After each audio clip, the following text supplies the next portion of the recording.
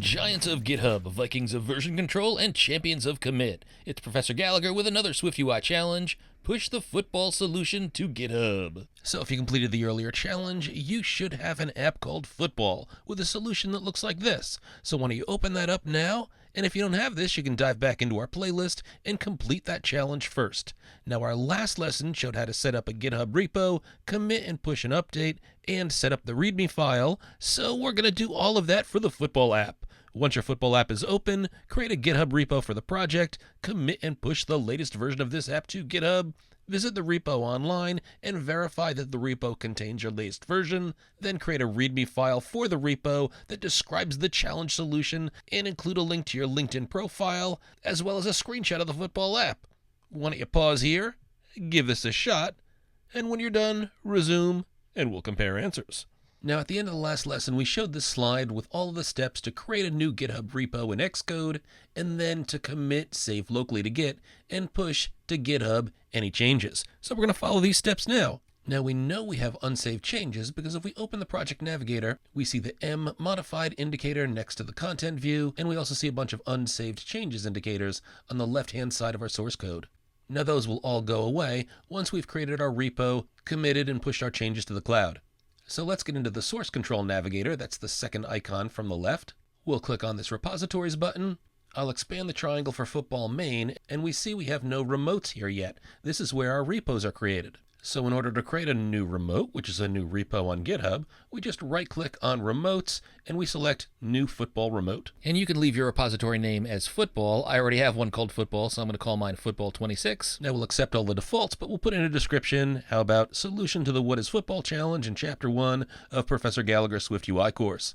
Then click Create. After a chugga, we should have a repo on GitHub, and we can check that by right-clicking on Origin and selecting View on GitHub. This is the landing page for our repo. Why don't we click on this football folder, and we'll take a look at our contentview.swift, and we don't see our most recent changes. Oh yeah, that's right. When we first create a repo, it doesn't commit the latest changes. It only uploads the files from the start of the project. Those are the files that Xcode gives us when we first create the project. So what we need to do now is to commit and then push that commit to GitHub. And you can click on these file breadcrumbs up here to get to the start of the project. For me, that's football26. And we can see the commit message in here is initial commit. We didn't enter this. This is what we get when we first set up our GitHub repo.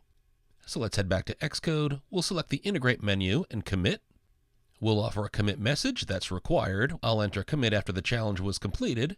And we'll click on Stage All to stage all these changes, then click and hold down on the Commit button so that this menu pulls down, and select Commit and Push. The Push Local Changes box shows up. We don't have any other branches in here. We're going to push to main, and we'll click Push. After a chugga, we don't see any more changes in the changes list on the left. It's empty. If I click on the Project Navigator, hey, we don't have an M next to Content View. All of our unsaved changes indicators are gone too, so we must have committed our changes. Nice. Let's see if we push them to the cloud. Head back to the browser. Refresh the screen. Now we see our football folder has the commit message that we just entered, commit after the challenge was completed. Let's take a look at what's inside this folder, and we'll click on our contentview.swift.